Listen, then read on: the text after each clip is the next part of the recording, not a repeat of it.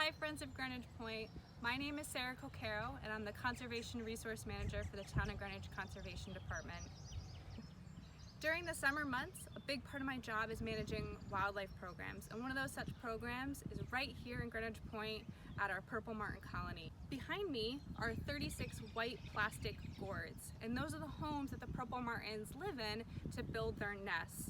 Now, purple martins are a native songbird species in the swallow family. And these are really lovely birds. They have a wonderful song that if we're lucky we might hear today.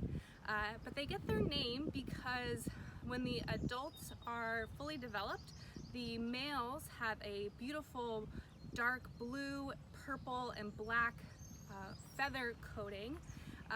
But the females and subadult males, so males that are less than 2 years old, and those adult females have a similar coloration in that they have the dark feathered back, but a light stomach or belly.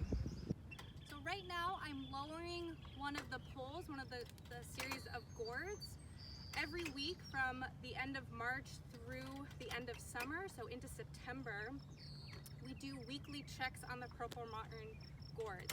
They're very tolerant of humans.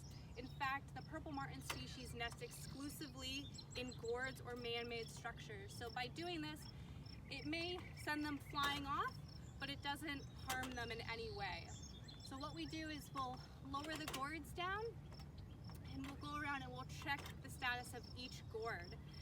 What we see happen is that in the beginning, the purple martins will start gathering sticks, and they will line their nest with these branches and little pieces of sticks. And when they're ready to lay eggs, they will pick little green leaves and they will line just the top of the nest with the green leaves. And that's our signal that we know that the purple martins are about to lay their eggs. Now, they don't lay all the eggs at once. They will lay between 4 and 6, about a day apart from each other. They could have more. We've seen upwards of 8 or 9 eggs in each nest, but they on average have between 4 and 6. When the female is done laying all of the eggs, she will start incubating them, and it takes about 16 days for incubation. And all of the eggs at the end are born within 1 or 2 days of each other. So we have a pretty good understanding of once the eggs are laid, when the chicks will start hatching. So let's take a look. So what we're looking at right now is gourd number 7, and inside you'll see that there are 6 eggs.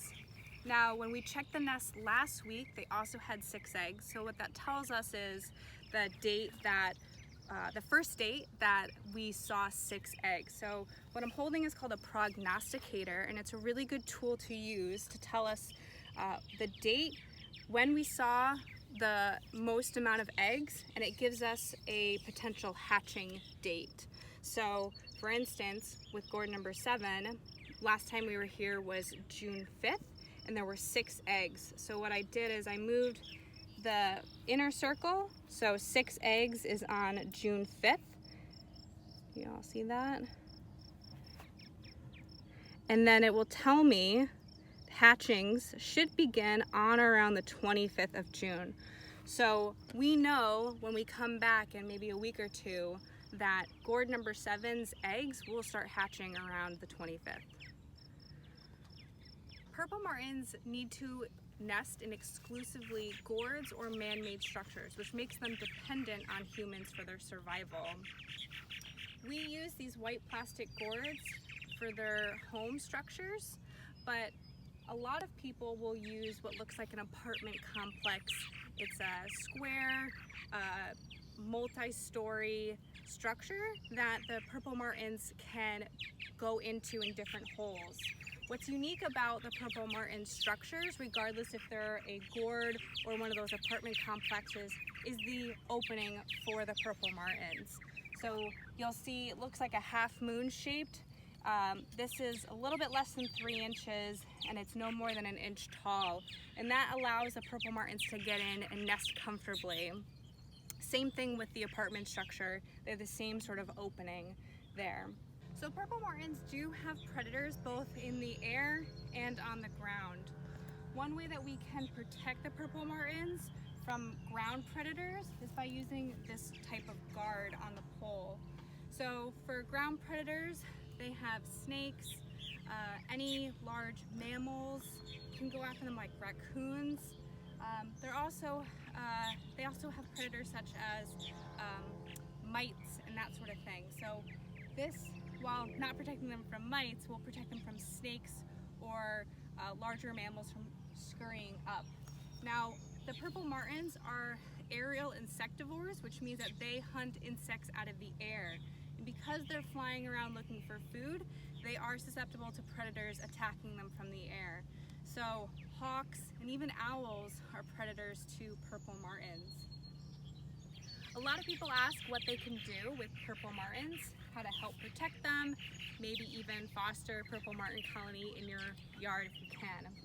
So placing a purple martin colony is all about location, location, location. They like large open areas, so they don't want to be up close to your house or even too close to trees. This spot right here in the clambake area, you have a large lawn on one side, you have an open marsh area on the other side, is a perfect location. Obviously, not everyone has that at their home, but if you have a large yard that you're looking to fill with maybe some more wildlife, purple martin colonies is a great idea. They are a colony animal, so you don't want to just put up one gourd. You might want to start with 6 gourds or buy one of those apartment complexes.